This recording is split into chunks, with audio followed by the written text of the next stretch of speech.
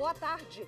Entra em vigor hoje resolução do Conselho Federal de Medicina que regula a publicidade e propaganda médica.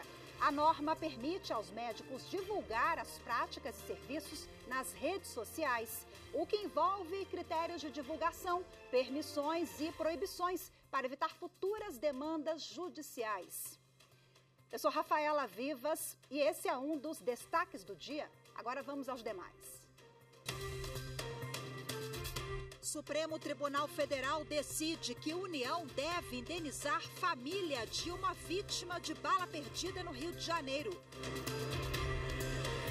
Banco é responsabilizado por assédio sofrido por empregadas terceirizadas grávidas. E ainda em Mato Grosso, diretoras escolares participaram de palestras sobre justiça restaurativa.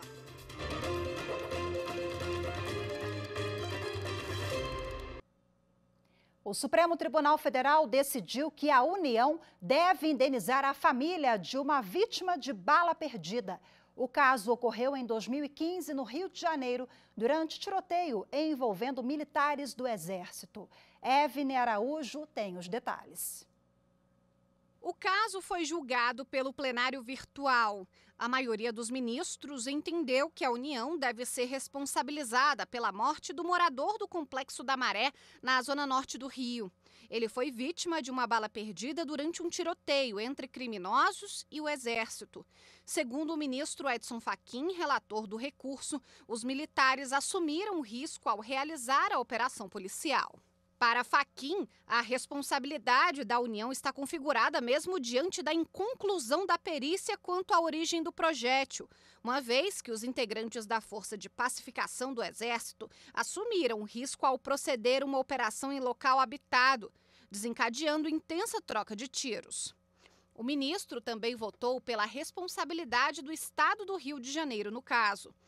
Segundo o relator, o Estado é responsável pelos danos causados a terceiros quando há troca de tiros entre policiais e criminosos, sempre que não for capaz de comprovar a existência de outra causa apta a produzir o dano.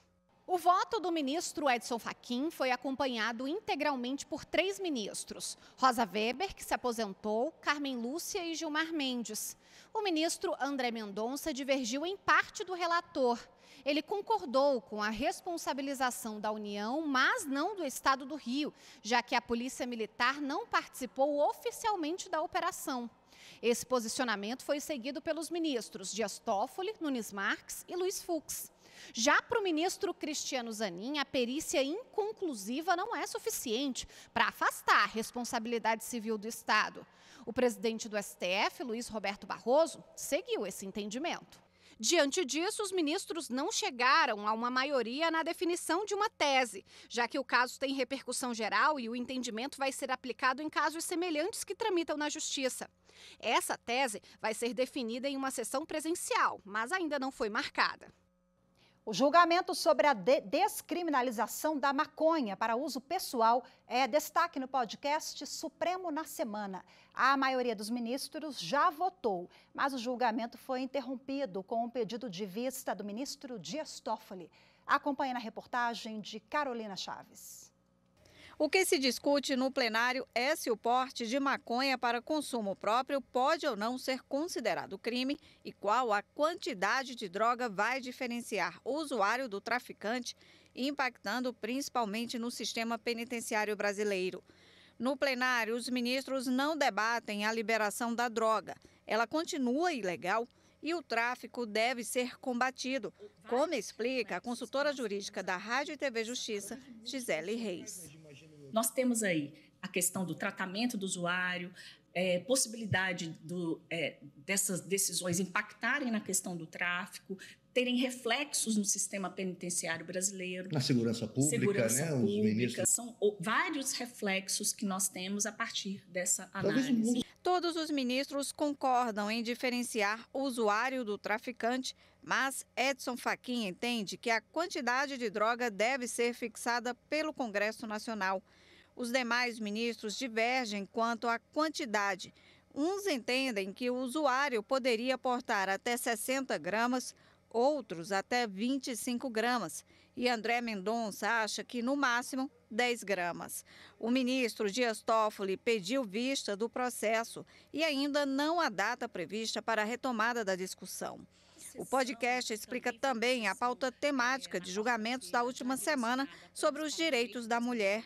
Entre os temas estão a defesa de mulheres vítimas de violência sexual e a concessão de licença maternidade à mãe não gestante em união estável homoafetiva. A Procuradoria Federal dos Direitos do Cidadão apontou como inconstitucional a norma que exclui a aplicação em cultos e eventos religiosos de protocolo criado para a prevenção da violência contra a mulher. O repórter Márcio Fontinelli tem as informações. Criado em 2023 com o objetivo de proteger as mulheres do assédio em casas noturnas, boates, espetáculos musicais, shows e locais de entretenimento onde há venda de bebida alcoólica, o programa Não é Não exclui da regra no artigo 2º cultos e eventos religiosos. Mas para a Procuradoria Federal dos Direitos do Cidadão do Ministério Público Federal, essa distinção viola princípios constitucionais, como o da igualdade e da dignidade humana, além de contrariar o dever do Estado de proteger as mulheres contra a violência. A manifestação foi encaminhada ao Procurador-Geral da República, Paulo Gonet, que vai analisar se envia o tema ao Supremo Tribunal Federal. O Tribunal Superior Eleitoral vai lançar nesta terça-feira o Centro Integrado de Enfrentamento à Desinformação e Defesa da Democracia, que vai funcionar na sede da Corte Eleitoral em Brasília. O objetivo é reunir esforços de diferentes instituições no combate à desinformação e deepfakes contra o processo eleitoral. A atuação vai ser direcionada ainda contra discursos de ódio, discriminatórios e antidemocráticos no âmbito eleitoral. Bom, o centro será comandado pelo presidente do TSE, ministro Alexandre de Moraes. Na inauguração, serão assinados acordos de cooperação técnica com as instituições convidadas: Procuradoria-Geral da República, Ministério da Justiça e Segurança Pública, Conselho Federal da Ordem dos Advogados do Brasil e a Agência Nacional de Telecomunicações. A seguir, vamos falar sobre o uso das redes sociais pelos profissionais da saúde. Começam a valer hoje as novas regras do Conselho Federal de Medicina. Os detalhes em instantes. Voltamos já.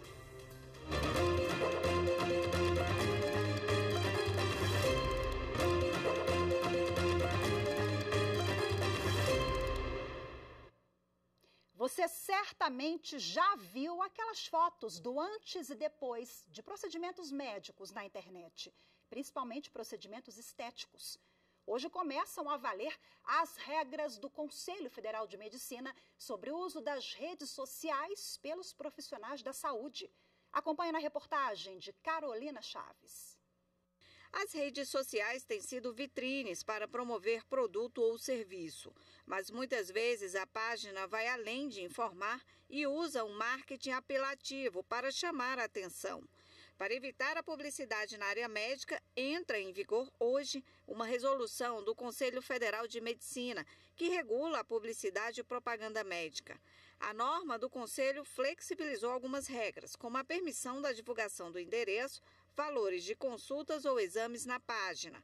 O objetivo é que o perfil seja profissional e a divulgação seja informativa e respeitosa, como explica o cirurgião plástico Adriano Borges. Tudo de uma forma que não seja apelativa, que não exponha demais o paciente ou que não exponha muito as condições de trabalho. Então, assim, nós não vamos focar num procedimento extremamente técnico na hora da divulgação, porque para o paciente, para o leigo, isso não é interessante. O que é interessante para ele é saber as formas, quais as apresentações do diagnóstico que ele tem, né, os sinais, os sintomas e quais são os tratamentos que ele pode ter. O marketing na área da saúde não pode usar estratégias para favorecer a clínica ou os aparelhos para não generalizar o tratamento. Cada caso deve ser avaliado por um profissional. Entre as proibições da resolução está a identificação de pacientes em material publicitário e a postagem de vídeos em tempo real de consultas ou procedimentos. O uso de imagens antes e depois, uma das medidas mais aguardadas pelos médicos, foi regulamentada. Nesse caso, o Conselho Federal de Medicina permite a utilização sob condições específicas, como a identificação e consentimento do paciente. Com as novas regras, o médico que tem perfil nas redes sociais precisa redobrar os cuidados na hora de postar um conteúdo. Agora a gente pode, por exemplo, divulgar o local de trabalho, a gente pode fazer fotos ou filmagens com a equipe de trabalho, né? Então, assim, isso flexibiliza um pouco mais.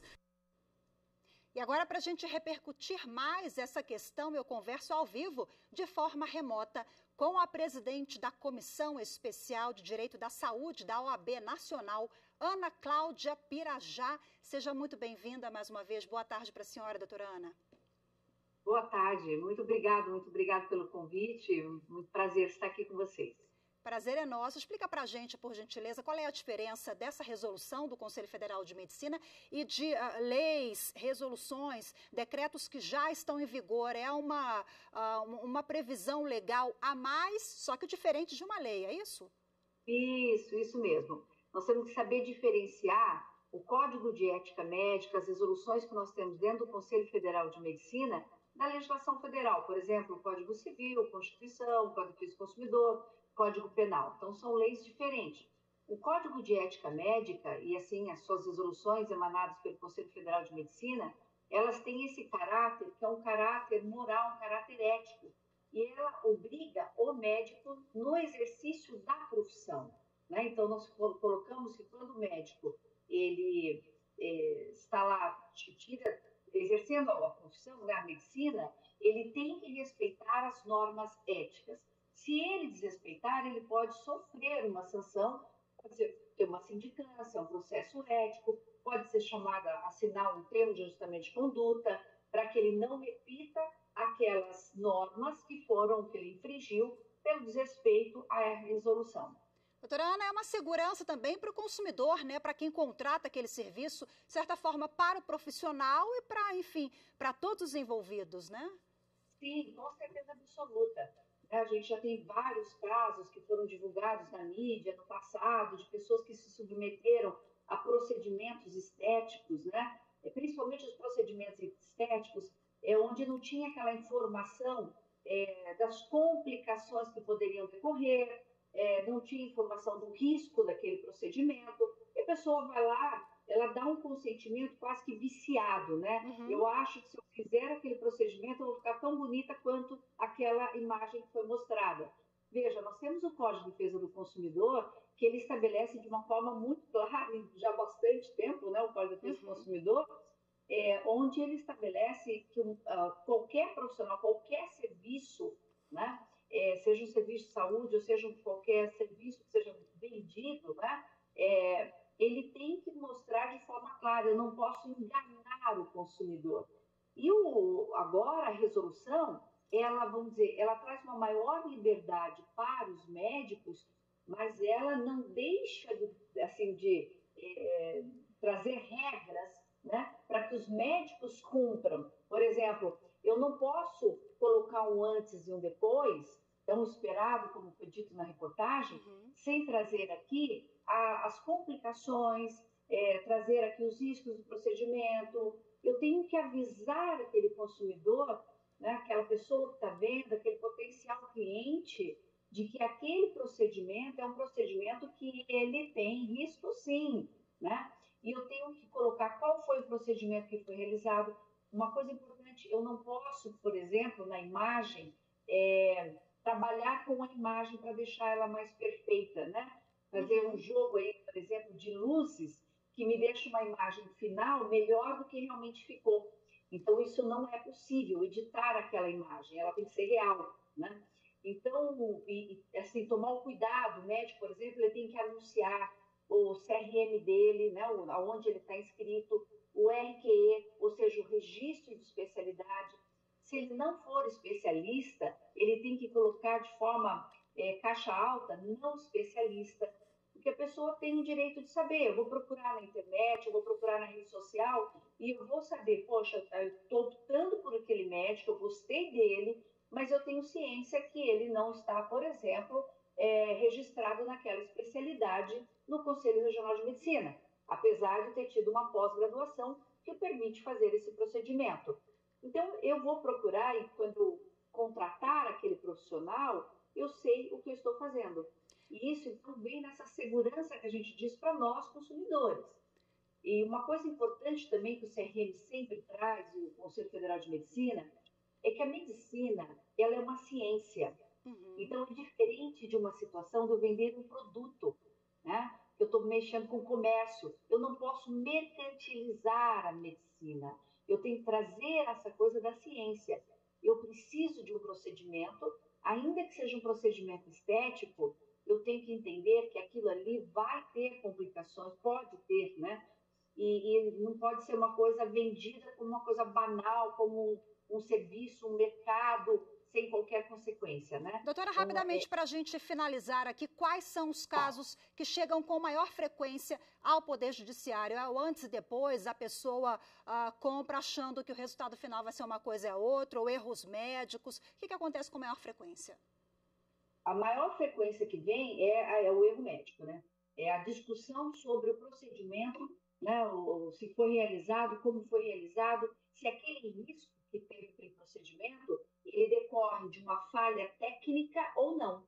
E olha como é importante essa resolução, porque se eu não tenho o termo de consentimento livre e esclarecido, né? Se eu não dei meu consentimento de autorização de forma correta, né? Ciente de todos os riscos, eu posso depois indagar. Eu não sabia que aquilo poderia acontecer. Sim. E aí busca-se na justiça uma responsabilização, ou seja, um dano moral, tá? Então, isso é o maior número de processos hoje que nós temos, são as ações de responsabilidade civil em razão do dano moral. E no CRM também tem muitos processos éticos contra profissionais, né, em razão de denúncias por publicidade mesmo errada, né, e enganosa, né, porque foi inadequada. Também tem bastante no Conselho Federal de Medicina e nos Conselhos Regionais de Medicina. Perfeito, muito obrigada mais uma vez pela participação da senhora. Conversei ao vivo aqui com Ana Cláudia Pirajá, que é presidente da Comissão Especial de Direito da Saúde da OAB Nacional. Boa tarde, até a próxima, doutora Ana. Boa tarde, até a próxima. Muito obrigada. Obrigada. A seguir, em Mato Grosso, diretoras escolares participam de palestras sobre justiça restaurativa. Os detalhes em instantes, voltamos já.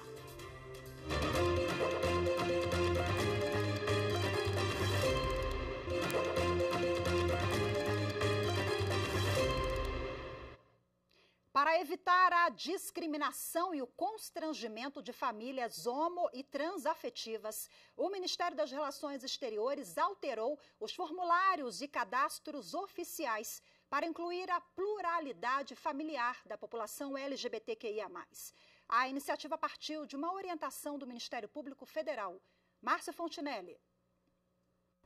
A orientação partiu da Procuradoria dos Direitos do Cidadão do Acre, que abriu um inquérito civil para verificar a adequação dos registros de filiação por famílias homoafetivas e transafetivas em documentos de Sistema de Informações e Bancos de Dados administrados pelo Poder Público. No ofício enviado ao Ministério Público Federal, o Itamaraty informou que atualizou os formulários de cadastro, como de requerimento do passaporte brasileiro no exterior, alterando os campos pai e mãe para filiação. Para os registros civis de nascimento, casamento e óbito, a mudança será idêntica à dos passaportes e deve acontecer no terceiro trimestre deste ano. Uma instituição bancária foi responsabilizada pelo assédio sofrido por empregadas terceirizadas grávidas. O Tribunal Superior do Trabalho manteve o entendimento de que a empresa contratante dos serviços de terceirização tem responsabilidade subsidiária no caso. Com isso, se a prestadora de serviços não pagar a indenização por dano moral coletivo prevista na condenação, o banco deverá arcar com a reparação. A reportagem é de Samanta Flor. A investigação do Ministério Público do Trabalho revelou que as gestantes eram punidas e assediadas moralmente, inclusive com ameaças de substituição e deslocamento para setores com menor remuneração. Na ação civil pública, o MPT registrou que foi informado pela Justiça de que as prestadoras de serviços haviam sido condenadas em ações trabalhistas por submeter as empregadas a retaliações pelo fato de estarem grávidas. De acordo com depoimentos, as trabalhadoras eram ameaçadas de transferência para a central de telemarketing, onde as comissões eram menores. Além de terem sido de fato transferidas, elas passaram a ser tratadas de forma ríspida por uma das sócias da empresa, que não deixava que se alimentassem fora do intervalo de almoço e questionava até as idas ao banheiro. Uma testemunha relatou que a empresária chegou a dizer a uma das profissionais que ela ficaria feia e com o corpo deformado. O Ministério Público do Trabalho ressaltou que a ilegalidade praticada pelas prestadoras de serviço tem dimensão coletiva, porque a estratégia baseada em violência psicológica para forçar as gestantes a desistirem do emprego não prejudica apenas as mulheres diretamente envolvidas, mas também as que desejarem engravidar. O Tribunal Regional do Trabalho da Terceira Região em Minas Gerais manteve a decisão de primeiro grau, que considerou o comportamento prejudicial a toda a sociedade. Segundo o TRT, a conduta menosprezou a condição das empregadas grávidas e prejudicou o desenvolvimento profissional delas. Diante das provas apresentadas, as empresas foram condenadas a pagar compensação por danos morais coletivos de R$30 mil. O regional também reconheceu a responsabilidade solidária do banco contratante por todas as verbas decorrentes da condenação. O caso chegou ao TST e foi julgado pela segunda turma. No exame do recurso de revista, ficou mantido o entendimento do Tribunal Regional do Trabalho. Segundo a relatora, a ministra Maria Helena Malman, a tese vinculante do Supremo Tribunal Federal sobre a licitude de todas as formas de terceirização não exclui a responsabilidade subsidiária da empresa tomadora do serviço.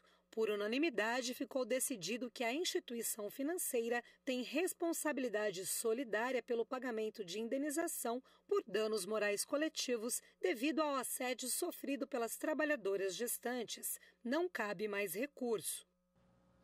O Poder Judiciário de Mato Grosso e a Prefeitura de Várzea Grande deram mais um importante passo na implementação da justiça restaurativa na rede de ensino.